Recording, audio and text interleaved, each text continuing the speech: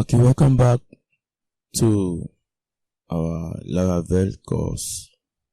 So we are going to continue with the Laravel project, the one we created earlier.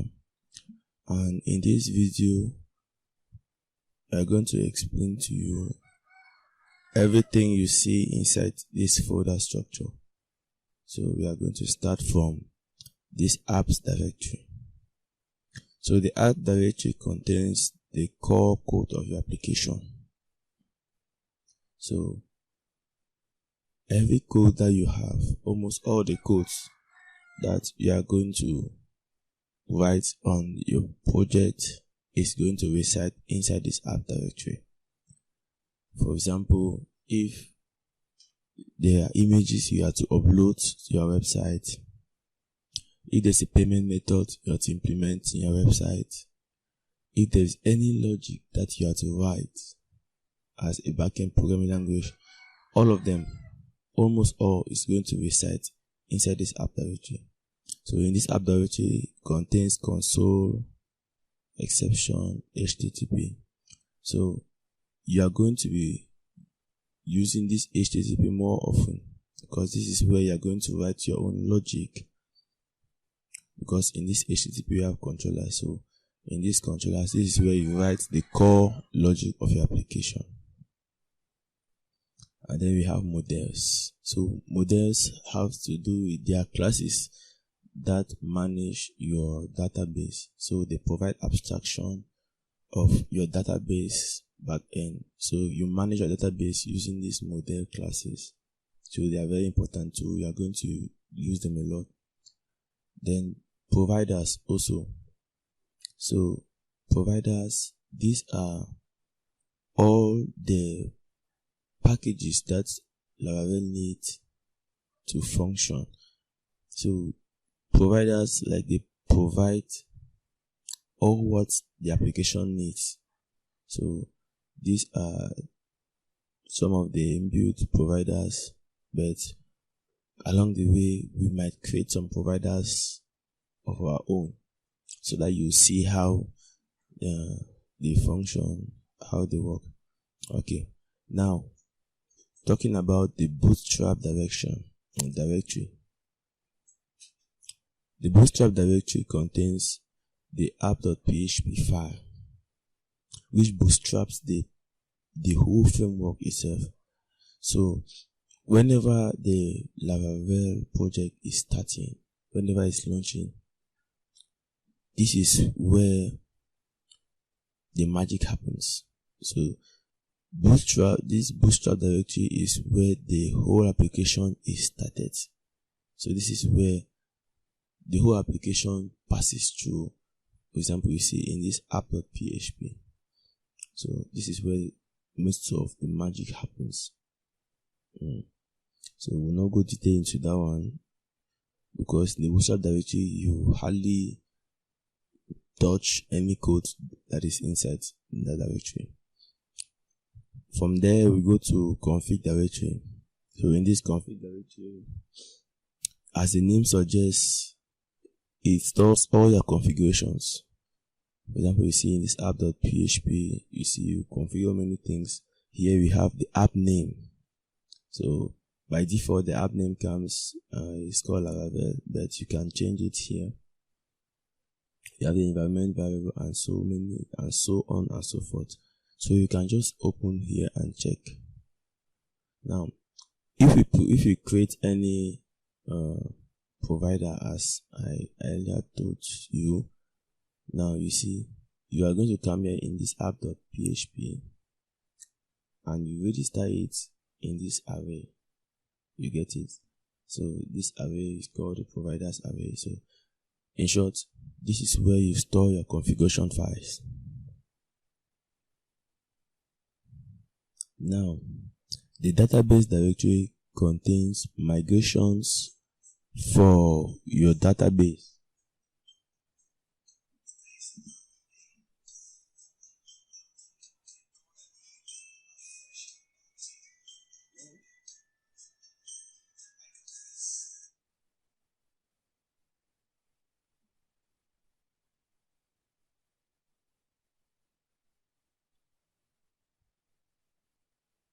Okay, so like I said, this migrations directory contains your database tables. For example, by default, Laravel comes with some tables, some already inbuilt tables, like the users table. So the users table automatically, if I run some migrations now, or if I run migrations and I go to our database, I'll discover that the users table is already created for us.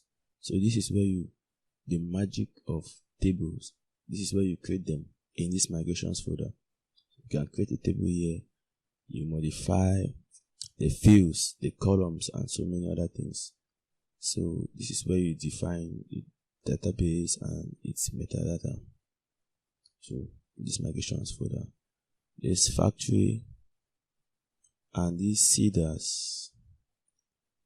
We are going to see them more later, but they mostly have to do with test data. For example, if you need some data that you need to work with your site, you can just create some dummy data using this factory and this seeders table. So it creates dummy data for you. For example, you can create 1 million users using this just with a single command.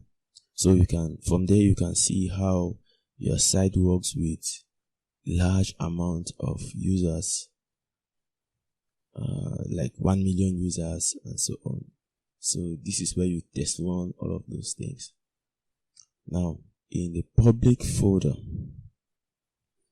the public directory contains the index.php file, which is the entry point for all requests that is entering your application.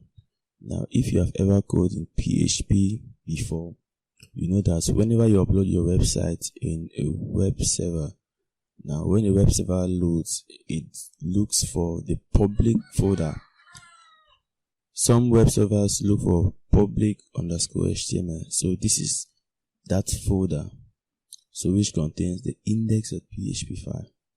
So this is the entry point of your application. All requests that is entering your application must first of all pass through this index.php. So this index.php that redirects or does all the magic to send the request to the intended direction. Okay. Now we are going to talk about the routes.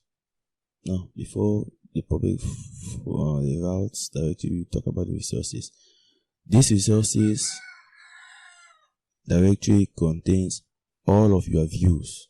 Okay, so all the views that has to do with your website. For example, you have a site that registers customers, you have a site that registers profile, and so on. All those views, those HTML file, the CSS file, they are going to reside inside this resources folder. So remember, here is in this app, in this HTTP, this is where you write your logic, and then this is where you write your views, where this is what the user sees, but this is the back end. This is where you control what the user sees. Okay, so for example, if you have a form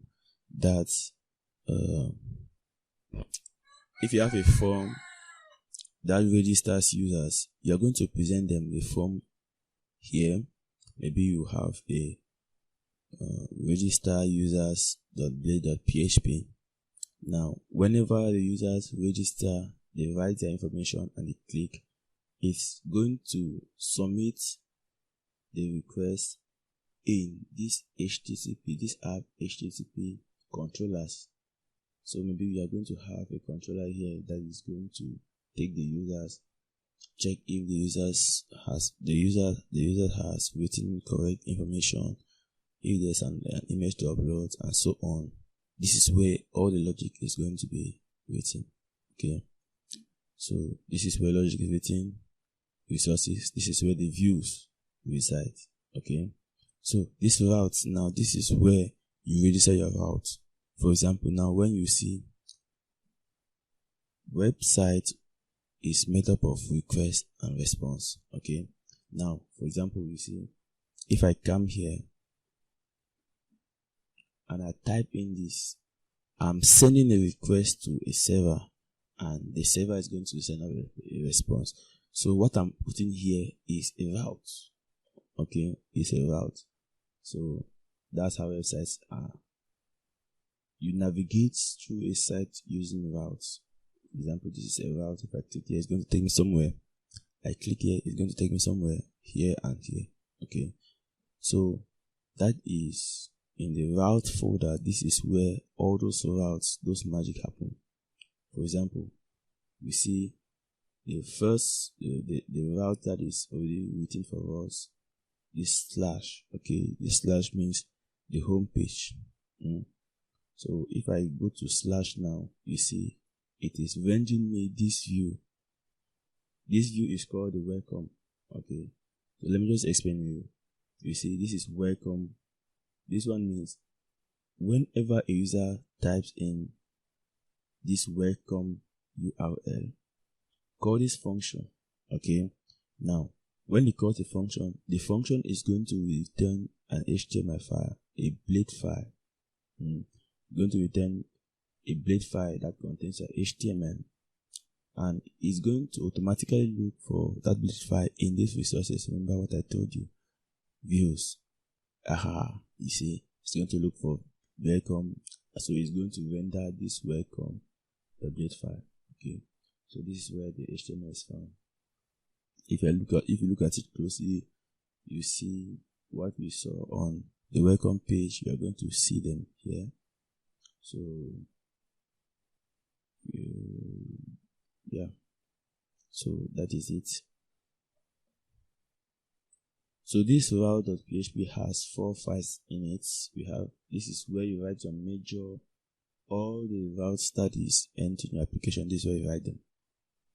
But now this is where you write routes that have to do with APIs. Okay, we are going to dive deeper into that later. Then this channel, also we are going to talk about it later. Also the console, we are going to talk about it later. So for now, knowing this one and this one is very, very much important to you, because this is what you will mostly be using, this web.php.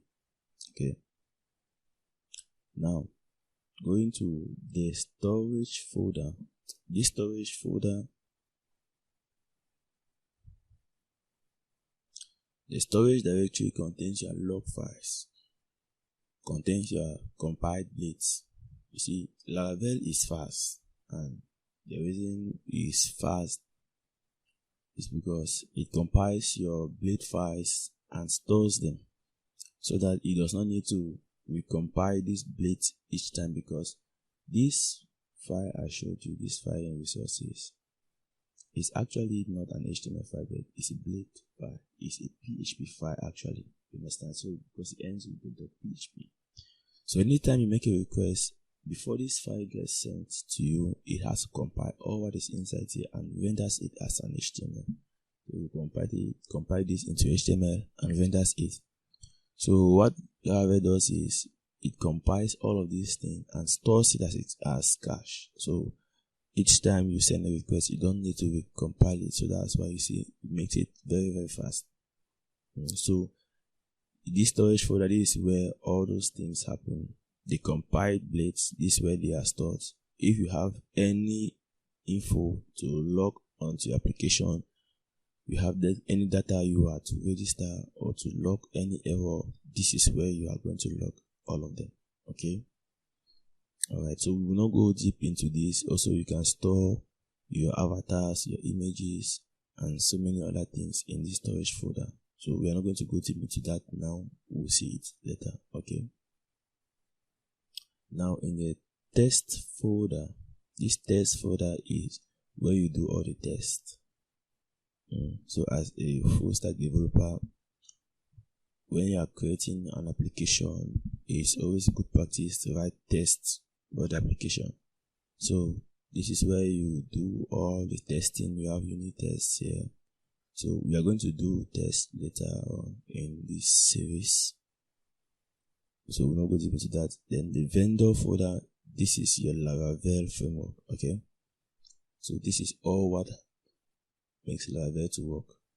These are all the dependencies, all the packages that Laravel needs. So when we're downloading Laravel, these are all of the packages that we're downloading using it. So you see it has so many files. Okay, so we see Composer is part of it. Autoload class, this is the entry point of your Laravel application. So it has to pass through this Composer to autoload all the classes that Laravel contains. Okay, so coming to these individual files, I'm not going to explain them, but there's one important file you're going to explain and to see more often, which is this .env file. So this .env file is where you define configuration for your application. For example, that configuration here, when you come here, remember I told you here, this is where you define configuration for your application. You see this app.php. Now when you scroll and go up, you discover that, you see, it's looking for app name in the env. So this env function is a helper that retrieve information from this env file. So this is actually where the information is located. So we say it's calling the app name from this env file. So you can define it here, or you define it here. So if I want to change the name, I can come and change it here, or I can change it in this .env file. Secondly, this is where you define your database. So we are going to be using MySQL. So this one is okay. This is the host you are going to use, localhost, the port, and then the name. You have to give the name of your database. Very, very important for this Laravel application to actually see your database. So we'll dive into that in the upcoming videos. So this is also where you define the email address that is used to exchange email within your application and users, or to remind users with emails and so many other things. So this is where you configure so many important settings. Okay, and then you have package.json that contains all the dependencies that your application needs. Again, you don't need to understand all what you see in this package.json, but I promise you, the more we go further, the more you will be understanding. Okay, so this video is becoming awfully long. I thank you for tuning on to Web School. Thank you for joining Laravel full course. If you have not yet subscribed to the channel, come on, what are you waiting for? Click the red subscribe button, turn on the notification bell, so that you are not going to miss the upcoming videos. The upcoming videos, we are going to dive into programming in Laravel, and we are going to write our hello world. Okay, so see you in the next video. Until then, bye bye.